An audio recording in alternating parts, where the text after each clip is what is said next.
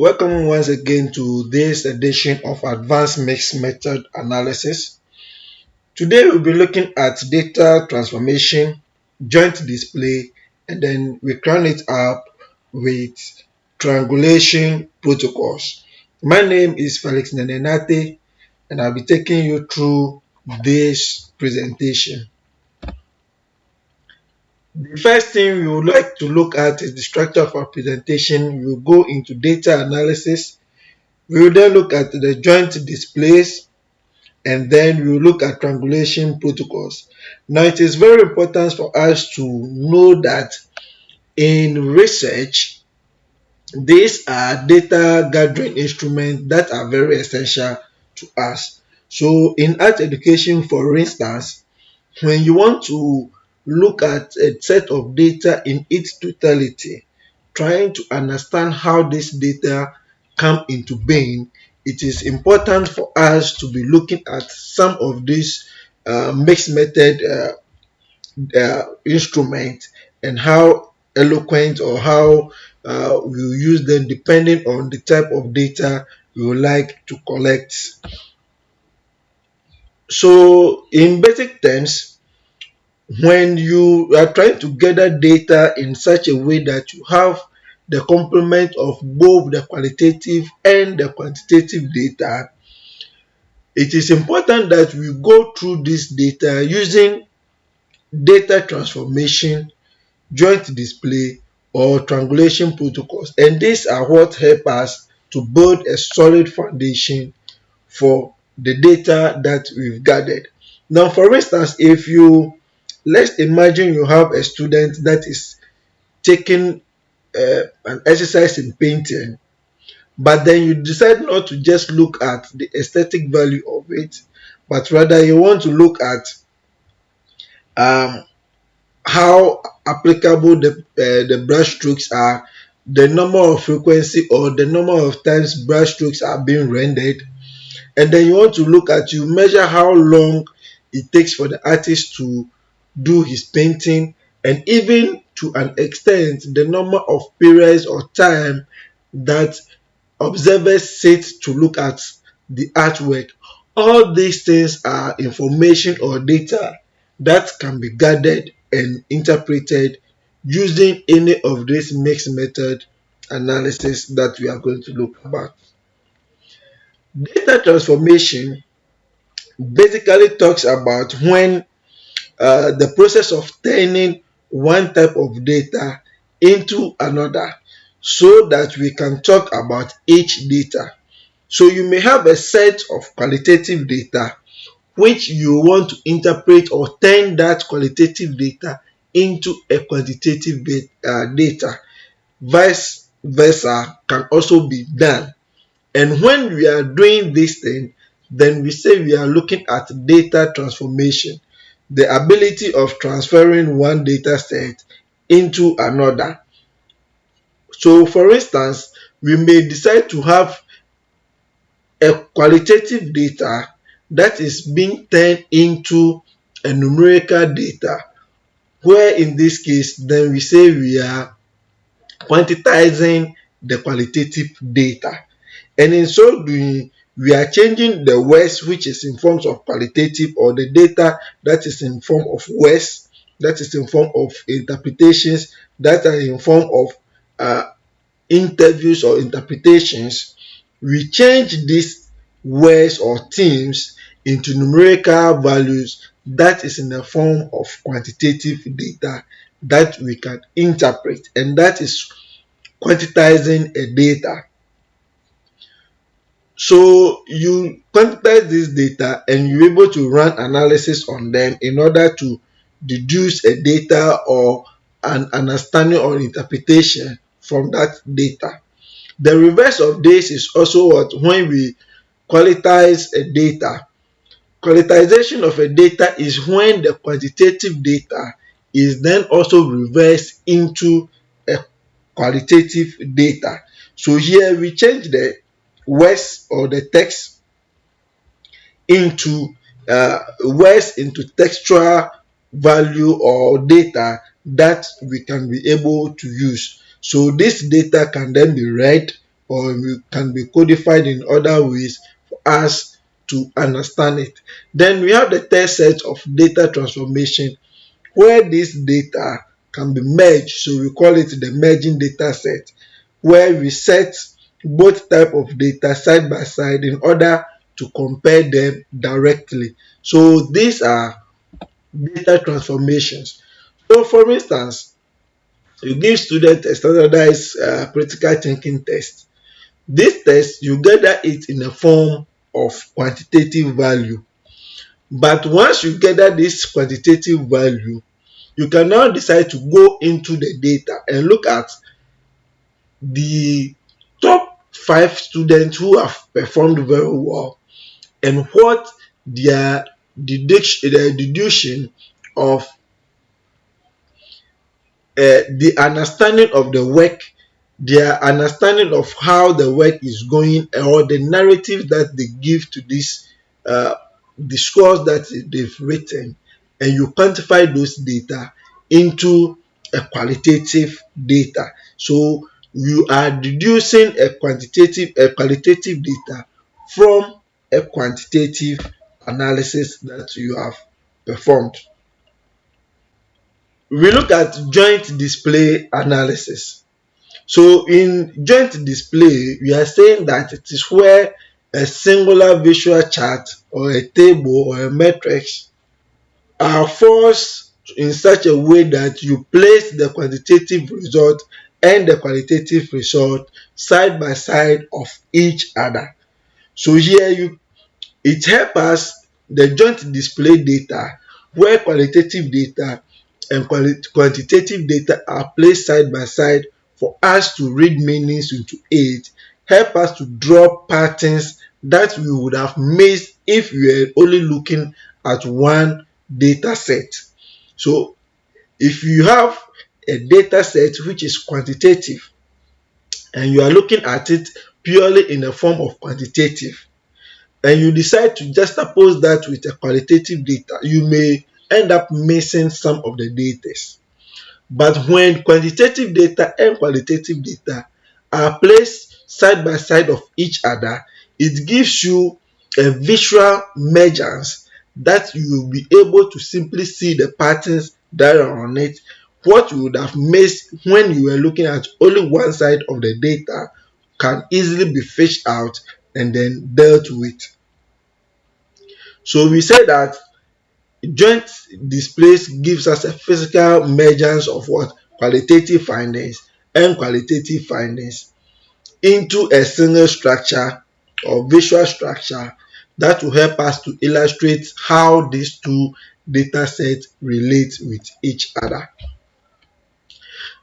There are different types of joint displays that we may look at. So the side by side metrics, we are saying that we put in numbers and text in a grid or table form in order to show the matching terms and the scores. So with the side by side, what it normally does is that it gives us the data concurrently in order for us to be able to diagnose them and then fish out patterns or themes that are easily connected with each other. Now, the visual integration is where the chart or diagrams shows the numbers and words but arrives at the same answer. So what we are talking about is that when there is a projection or there is a growth in your data and you are able to trace it based on putting them side by side in order to discover that yes indeed the data are corresponding with each other, then we say you have a visual integration joint display process going on. And then we have the last one, which is the meta inference, where you draw inference from the data, the two data that you've gathered in, so that you'll be able to see whether they intertwine with each other. So in basic terms, This combination tells us what we see and what is displayed for us in terms of we being able to infer this set of data that we have. Now we go on and look at triangulation protocols. With the triangulation protocols, we are looking at a set of research instruments or data that involves multiple methods, data resources, or investigating to study the same phenomenon in order to improve its credibility and validity at the same time.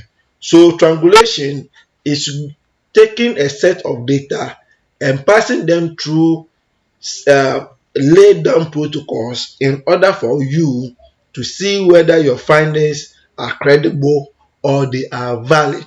So that is what triangulation gives to the researcher. The triangulation process also requires that you follow a systematic assessment so that you're able to look at how these different types of data would streamline or intersect with each other. We may have different types of data triangulation. So we have the data triangulation, methodological triangulation, investigator triangulation, and the theoretical triangulations. All these are angles at which we can triangulate a set of data for the purpose of our study. Now with the data triangulation, we are looking at how when you collect a data or collecting information from different times or space or from people.